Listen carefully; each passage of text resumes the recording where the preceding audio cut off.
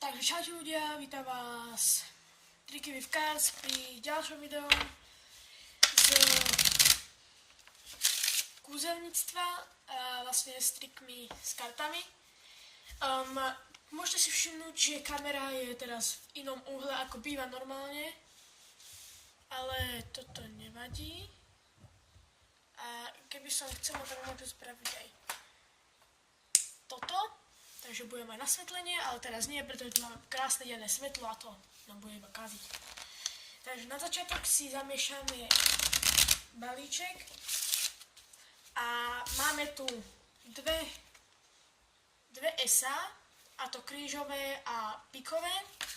Teď si takto odložím niekde takto stranou. A vy si vyberte kartu, povedzme napríklad, že túto, čo už som sa aj dotkol síce. Zapamätajte si ju. Vrátime ju naspäť. Tak. Ja ju sem takto zakliesním medzi tieto dve esá. Takto.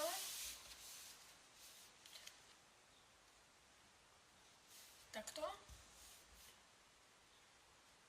To zakliesním. Tak, je to tam niekde v balíku. Ja teraz takto ten balík rozprestriem. A vidíme, že tu máme tie dve esá, no tak zoberieme tie dve esá aj s tou vašou kartou.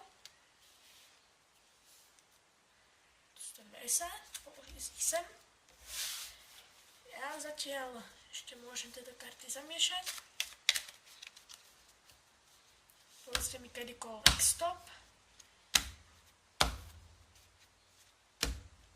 Stop, dobre. Tak a ja sa teraz pozriem na situáciu v balíku. Ja to dám trošku bližšie, lebo ak to vidím na kamere, tak... Tak, ja si teraz vyberiem kartu, ktorá je vlastne ten protiklad tej vašej karty.